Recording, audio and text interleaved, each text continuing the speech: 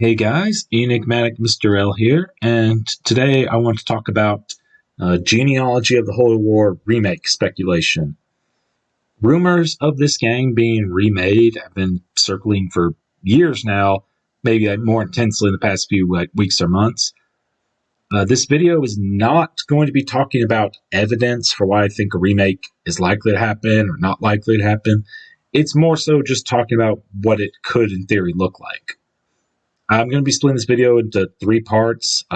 Things I'd want from the remake, things I could see them changing, but maybe a bit more neutral on, and things I do not want them changing. But unfortunately, I feel like they could realistically change if a remake were to happen. So with that out of the way, let's just start with the things I want for them to change. They range from 10th most wanted to number 1 most wanted. So starting number 10, we have Thracia 776 character cameos. I'm not of the opinion that I think they should remake Thracia 776 and Genealogy of the War together combined. Both two games are very different, both in their narratives and gameplay. Genealogy of the Holy War is an epic global spanning war. Thracia 776 is a bit more smaller downscale, a bit more personal stakes. And just beyond that, unlike, GBA Fire Emblem, where the mechanics are pretty similar from game to game, these two games, they take place in the same setting, but just how crits work, how doubling works, how certain skills work, the fatigue mechanic, all these sorts of things, I think the remake should be made separately. That said, if they add in some characters from Thracia 776 to Genealogy of the War, that could potentially raise awareness for if/when they get around to remaking Thracia 776. Picture here, just some characters I think are somewhat likely. Sias, Arbus's illegitimate son. If he becomes playable, then maybe he could be the playable character used the Valflame. Olwen and Reinhardt have gained popularity thanks in no small part to Fire Emblem Heroes. And then even Trevant here, we could have a taste a bit more of his sympathetic side briefly seen in Thracia 776. Next I have prequel gameplay sections.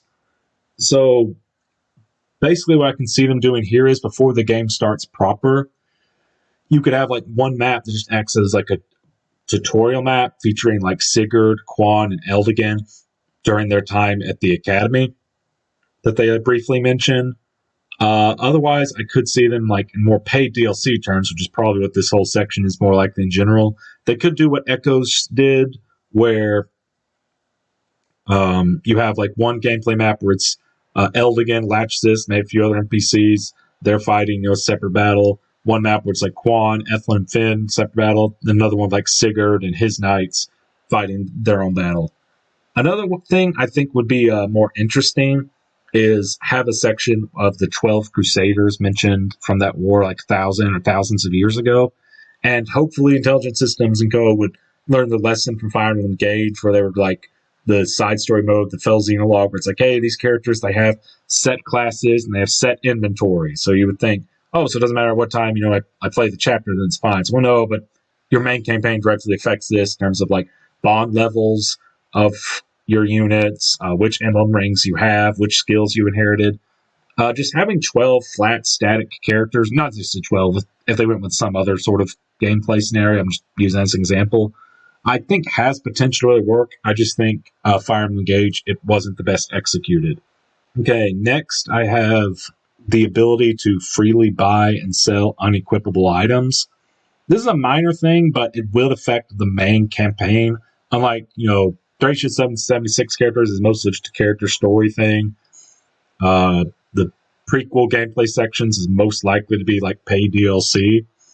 This would affect the main campaign. So you're mostly in terms of setting up your second generation units. For example, a common pairing in the first generation is Lex Ira. The problem is that Lex himself can't use swords. He can't pass down swords to Ira's son, Ulster, whatever his latest name is. The only way to do that is there's two characters in Chapter 3 that both use swords that they drop upon defeating.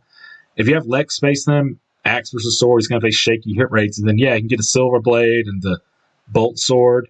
But then, he basically has to hold on to them for all of Chapter 4 and 5. No one else can use them. And it's quite the setup. Just being able to freely be able to buy and sell items like at the end of like Chapter 5 or something, I think that would make things easier. And then also, even when you get into Gen 2, let's say you messed up your pairings, like a common quote-unquote mistake a lot of people do is pairing Claude with Tail 2.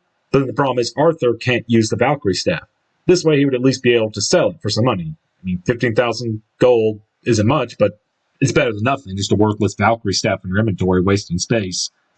You could also do some fun shenanigans, like if you have Holland as Larce's father, you could just sell Shannon's Balmog and give it to her or her brother Ulster. Okay, next I have add in the rescue mechanic. Particularly I'm thinking from like GBA Fire Emblem. I'm just going to state right off the bat, I do not think they will add this. They haven't had the rescue mechanic since Radiant Dawn. None of the other games, the remakes, or just their newer titles have had rescue, but, a man can dream. Many people commonly say that Genealogy of the Holy War, more like Genealogy of the Horsey War, am I right? And yes, it is true that, mounted units are better than their like footlocked counterparts. But in general, and on average, there are exceptions like Sigurd and Arden on both ends. But your mounted units like Alec, Noish, Beowulf, Aranis, Medir, yeah, they have good mobility and their combat is just kind of, it's mediocre. Conversely, units like Ira, Holland, Lewin, Brigid, Jamka, they're very good at defeating enemies. They just have trouble getting to the action. Adding in a rescue mechanic, I think, would give both sets a niche. Like, your units aren't good at combat, at least they're transporting units that are. Your units that are good at combat, you don't have to slow down as much to get them to the action. This would also add some strategic value because you couldn't rescue, drop, and attack in the same turn. Per unit, you can only do one of those three actions. Plus, depending on how they implement it, while you're rescuing a foot unit, your speed and skill could be halved. If they went with like GBA Fire Emblem or more like Thracia, they could just have all your stats be reduced. Either way, it's kind of a give and take strategy. And unlike some other solutions, where it's like just give the foot units just more movement, that wouldn't generally apply to the enemy as well. So the game balance would be disturbed. And the rescue mechanic, there might be like one or two instances I'm just not thinking of the top of my head, but it's generally a player-only thing. So it would just give the player more options without directly disturbing game balance. Okay, next I have difficulty options. First one, pretty common, is just easy, normal, or hard. This is something that remakes did, like Shadow Dragon and New Mystery of the Emblem. They had their standard normal difficulty, and they had hard, and they had like a few difficulties beyond that for masochists. And even like Shadows of Valentia had normal and hard mode. This is something I think that's very likely to happen. Genealogy of the Holy Wars in general, it's a fairly easy game, which makes sense. The game developers had to account for players either having unoptimal pairings or even worse, just not having pairings at all, relying on substitute units. But this way it would give players that spend a lot more time by preparing for the second generation a lot more chance to shine with their very prepped units.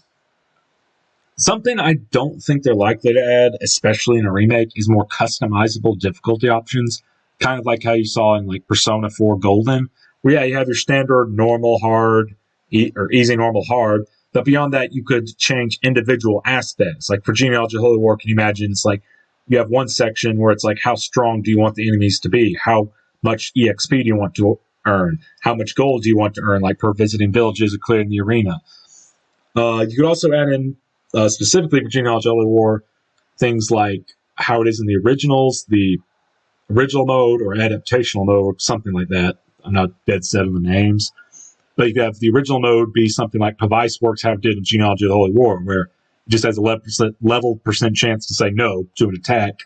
A lot of players, including me, found it annoying. So you could also give them the option to say, okay, it has a level percent chance to take half damage. Same thing with the enemy units. They can they always switch to the weapon, either close range or 2 range, depending on what you're fighting with. You fight them with a sword. If you fight them at 1 range, leave a sword. If you fight them at 2 range, they'll automatically switch to a bow. You could keep that as an option to be faithful to the original, but then you could also have an option of they have to switch weapons at the start of their turn. Just giving the player more options, I think, is generally a good thing. Next, I have just less cryptic secret events. The 2 examples that immediately come out are Lex getting the Brave Axe in Chapter 1 and Arden getting the Pursuit Ring in Chapter 2. And many players, they find out these events and they're just like, how was I supposed to find that without a guide? And I've heard people defend this saying that, well, one, you don't really need any of these secret items or events to clear, and just enjoy the game in general. That part I do agree with. Like, they're optional, they help, they're certainly nice to have, but you don't need them. The thing that I don't necessarily agree with is when people say it's like, well, this is to encourage, provide an incentive for replay value, or you find in your next few playthroughs you find events you didn't find previously, or you're just discussing this playing this with someone. So, did you find the Brave Axe? So, like, oh no, I didn't find the Brave Axe. I know I have something. I did get the Pursuit Ring. The first guy's like, oh, I didn't know there was a Pursuit Ring. The problem is these events are so cryptic that if you were just tell someone, hey, there's a Brave Axe, there's a Pursuit Ring, do not look up a guide. How many playthroughs do you think it'll take for them to find this? Or another way, it's like you take 100 players play Genealogy of the Holy War, and assuming none of them do look up a guide, how many are going to find the Brave Axe and the Pursuit Ring? Just 3 out of 100, I think, would be a miracle. One person finds one person finds the other, and one person finds both. It's like that would be like a major miracle, not going to lie.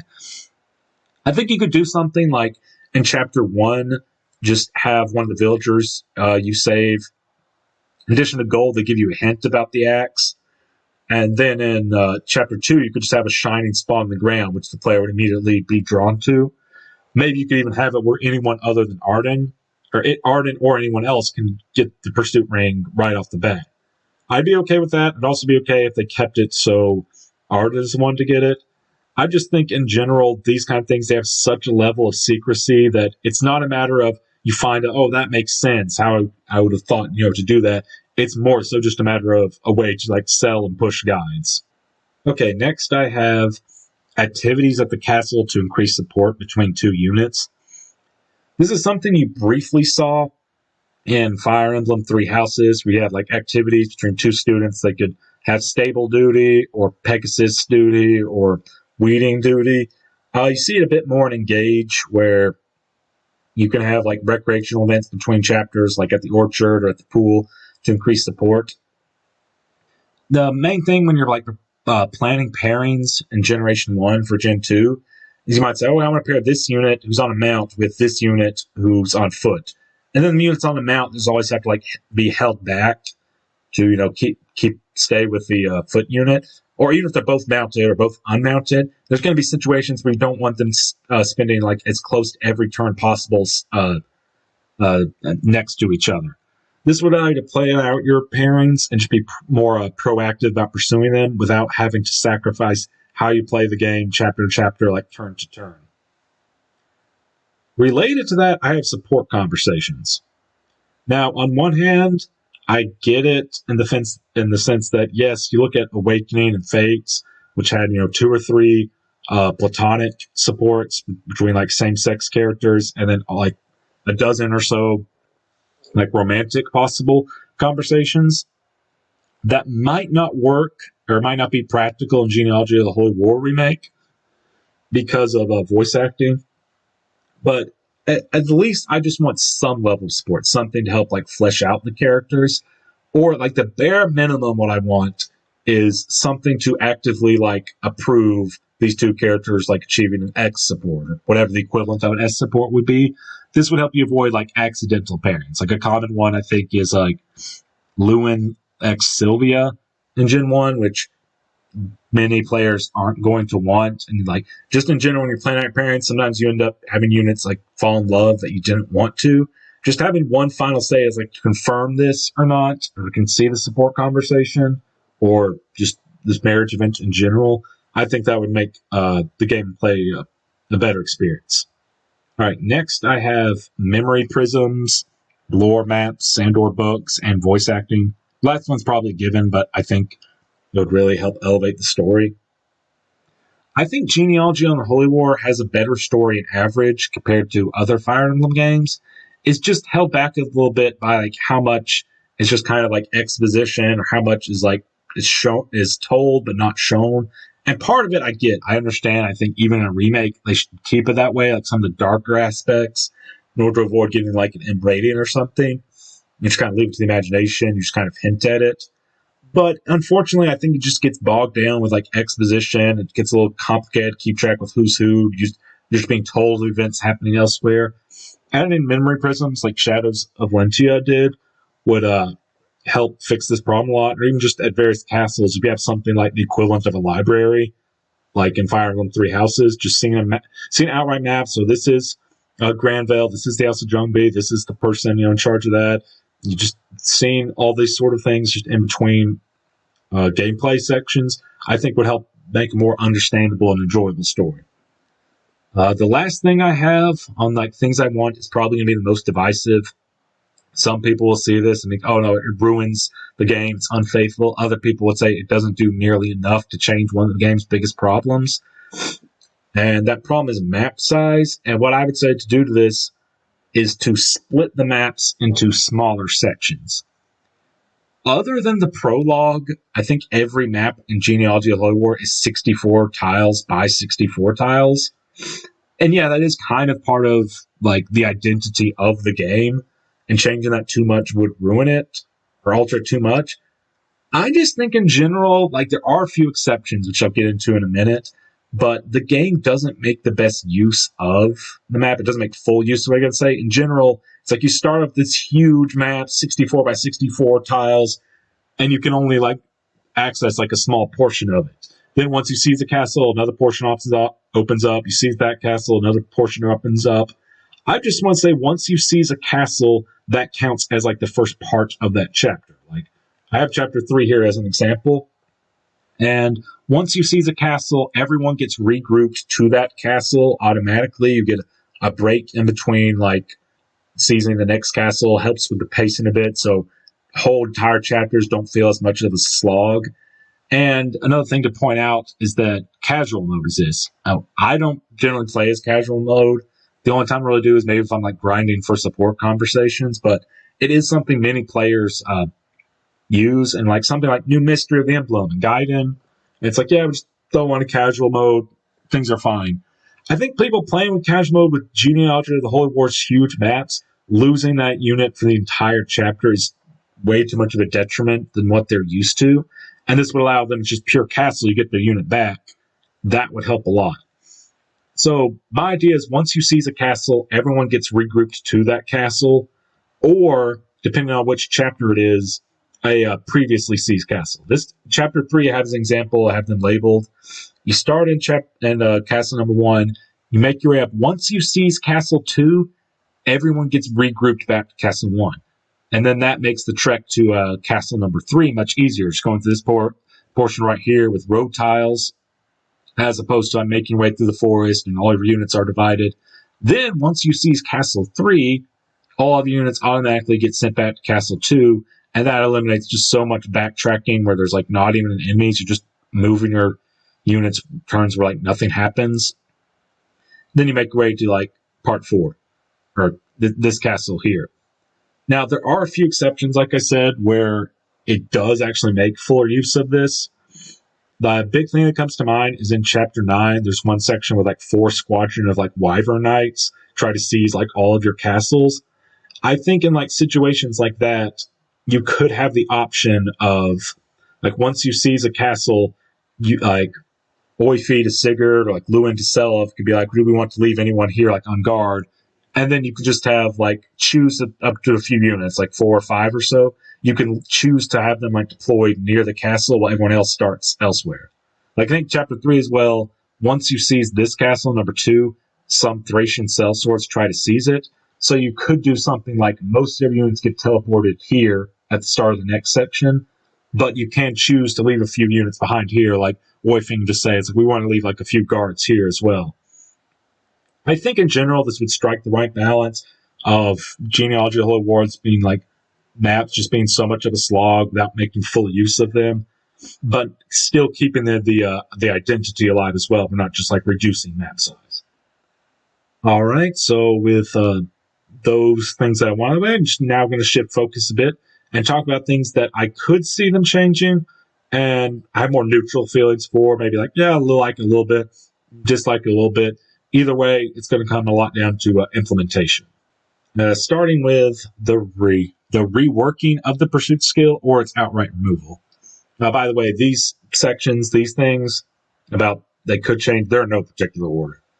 The pursuit skill, on one hand, I think the game is like designed and balanced around it, where it's like, yeah, I do kind of understand why it's frustrating. When it's like, well, only some of my units can double, like a major aspect of the Fire Emblem series.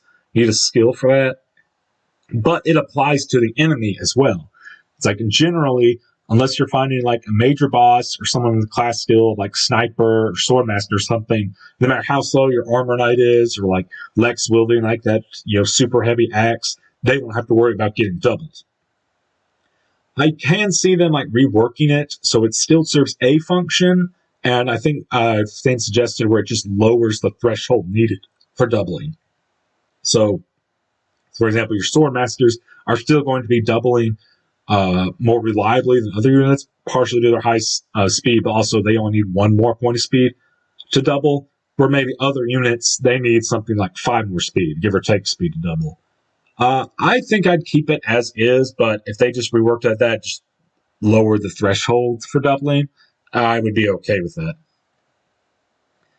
Next thing I can see them changing is the removal of substitute units.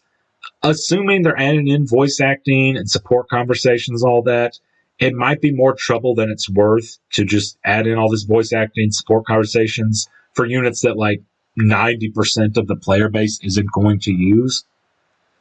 Instead, I can see them doing something similar to what Lucina has in Fire Emblem Awakening, where at the end of chapter, I think it's like chapter 9, 11, I think it's chapter 11, if all of Chrome's potential suitors are either killed off or they've married someone else, he just marries like a random maid, a random like villager, and then Lucina's stats are going to be like suboptimal.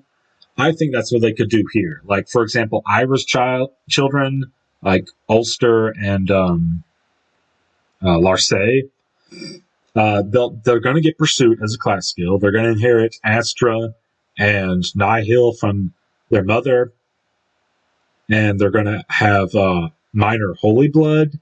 But if Ira's killed off or just doesn't pair off, they don't get any other like fancy skills, or the general stats, base stats, and growth rates are going to be like, if not the worst you can possibly make, or at least close to the worst. Maybe not the worst in every single individual aspect, but like definitely the worst on average.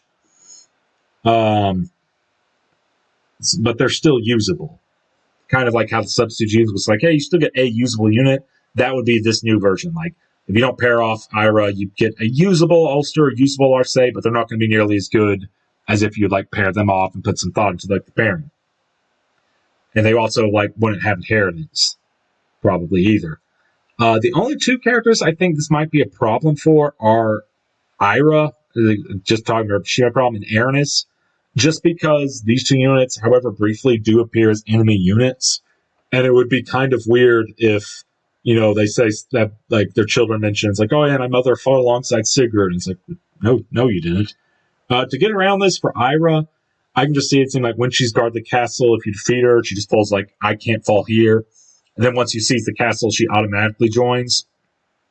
For Aranis, if you do happen to like fight her in chapter 2, she'll still join automatically during the chapter. You just fight her, she just like retreats and then like comes back. And that's the thing I think in general the mothers would do in this scenario, where if they die before they get paired off or something, they just pull like, oh, I can't fall here. Like that sort of thing. Another thing I could see them adding is, of course, a playable avatar. Now, some people might be surprised that this is just something I have neutral feelings on, instead of like why it would ruin the game. I do think it is definitely possible for like a playable avatar to detract from the story and characters that were present in the original. That's a very real possibility. but I think it's possible for the avatar to be implemented well. Like what I would do if I was in charge of adding an avatar, it would be something like this. They're just a random mercenary, joins Sigurd's army, probably have some sort of title like Mighty Merc or something, just so the voice actors have something to say. You can choose their class. You can choose one of their stats to have like a boon in, get plus X% growth, slightly higher base. One to have a bane in, slightly lower growth, maybe choosing like one or two skills. And you actually get excluding like special skills like dance or steel. And you get to choose their class. The story progresses, they just take a backseat to all of it. They're just like a random merc. That like the story's just still going to be like Sigurd, Oifi, the rest, that sort of thing. And then the avatar can pair up with another unit. You get an S support or whatever the S support equivalent would be. Then a certain event in near the end of chapter 5 happens. The avatar is caught up with it. And then in chapter 2, you have a new avatar character. It's the first Mighty Merc's kid. Maybe taking up the mantle of Mighty Merc as well, maybe a slightly alteration of it. And their stats, abilities, stuff are going to depend on who you married, or if you married at all, in the first generation. And then they would be the playable avatar from the second generation and can like freely marry any of the Gen 2 units. Still be playable, still get to like insert yourself in the story, but they're taking a back seat to it. They don't really have a role in the story. They're just like a character, they're just a random mercenary.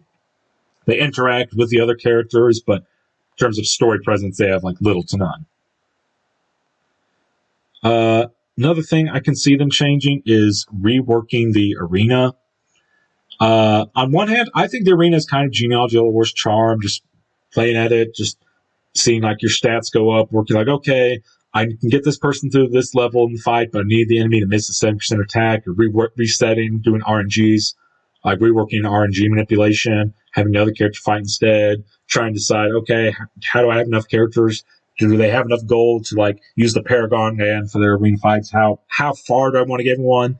That's part of the charm, but it is kind of tedious. I understand they reworked it to something similar to like Engage, where there's an active choice of who you want to send to the arena. You can't just like level up everyone. You have to invest like, do I want my strong characters to get stronger? Do I just want some weaker characters to catch up? And I think, like some pointed out, it's a bit strange that like Sigurd is fighting the same opponents that like Do has. So maybe they could rework adjust it. I'd be fine with it as is. I wouldn't mind if they worked it, like especially my previous change got into effect, like split the maps into sections. They could have a set number of arena fights per section, and then that just gets reset. Last thing I can see them change a bit more neutral about is toning down various aspects of certain characters. Obviously, like the big major chain story events that would drastically affect the story.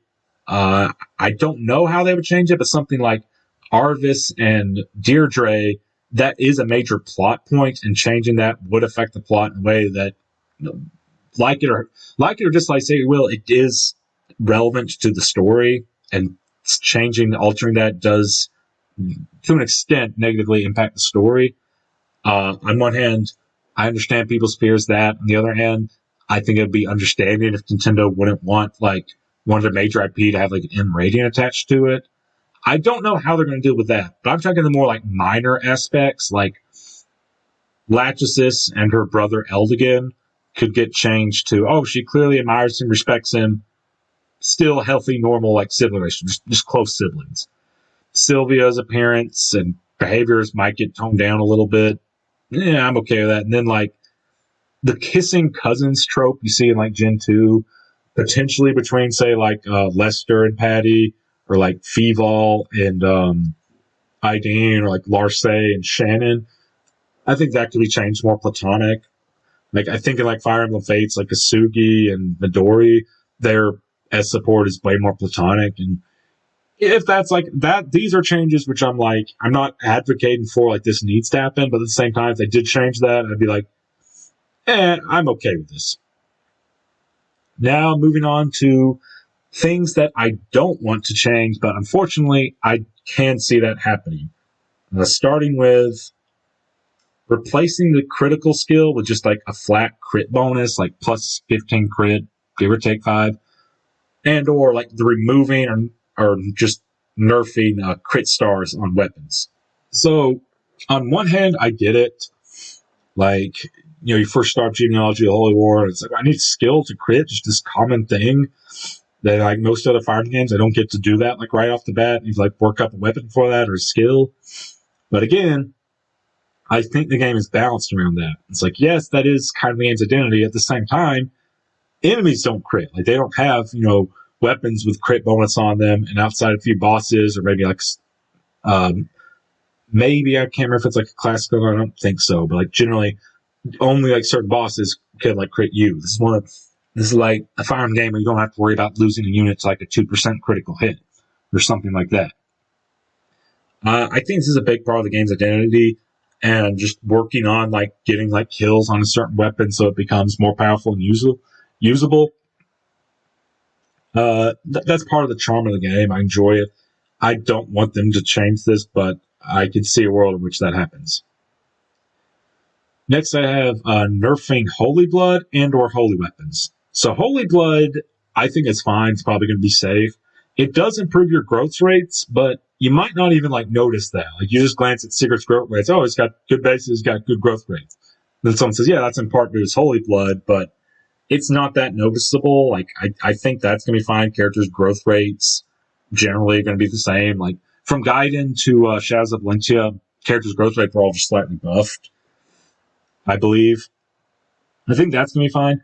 Holy Weapons, on the other hand, I think they could be, like, at some risk. Like, you look at Gaiden, how it, and the Shadows of Valentia, what got changed from, like, universal range, just like magic divided by 2 or something like that. And yeah, the Holy Weapons, they are overpowered, but I do think that fits in with, like, the game's theming, the game's narrative. Someone says, like, yeah, like, text box and the exhibition about Holy Weapons have, like, won wars, and that's the power of the gods, but just getting a taste of that Forseti for the first time, super powerful. I think that also is just part of the charm of the game, and it is unbalanced, and yeah, it is super broken, it's, like, super powerful, held back by, their high cost. You can't just use them willy-nilly all the time, 24/7, you don't have the money for that. And more importantly, enemies use as well, like the Health Swathats, the Battle Flame, the Thunder Tome, like M something, I don't remember how you pronounce it, or don't remember, the Lance that Arion uses. I just think in general, it's like, yeah, because the enemies use them as well, it's like having clash of these two mighty, like, weapons. That's part of, it's in the name, Genealogy of the Holy War, Holy Blood, Holy Weapons. I think they are powerful for a reason. All right, next I have adding in free trading and or just removing individual unit gold. And I get it. It doesn't really make much sense in universe. Like, all the characters end up just being like the ball hogs from Fairly Odd Parents, where they have their own individual stash of gold, the greedy, and then also it doesn't even make sense, even just beyond just greeting, because Arden's like, I could sell this pursuit ring I had to Noish or Lewin or Ethlin for 30,000 gold, but better idea. I'm going to sell it to, like, the pawn shop for 20,000 gold, and they'll buy it for 40,000 gold. It's just, it hurts. It doesn't make sense in universe why they would do that. But I do think just adding in free trading would make so many things, like, obsolete. Like, the ability to just switch to weapon, like, after Kanto, or more importantly, like, the Thief's Roll, as, like, being able to give gold between, like, individuals in your army. Married couples being able to, like, give gold to one another. And then especially the arena. Like, granted, they might rework, but as it is, like, in the current game, if you just added in, like, free trading, the arena just becomes a joke. Because, all right, trade off the Paragon Band to this character, weapon with, like, very high, like, crit on it, pursuit ring if you need it, and then just a bunch of stat boosting rings. Everyone just clears out the arena and becomes just this brain dead process. But granted, as I mentioned earlier, they might change the arena, but in general, I think this is a big part of the game's just identity, which I do not want in, like, future Fire Emblem games. I think on average, in general, just having a community pot of gold for, like, your characters, it worked. I like it better, but I would rather have a system that I don't prefer that's at least designed around that than just, like, tacking on free trading and just upsetting the balance of the game. Next I have replacing and or heavily altering maps. Like some people have suggested just shrinking down the maps, making them like smaller in scale. Genealogy of the Holy War only has like 12 maps, about the same as Lin Mode from Blazing Blade.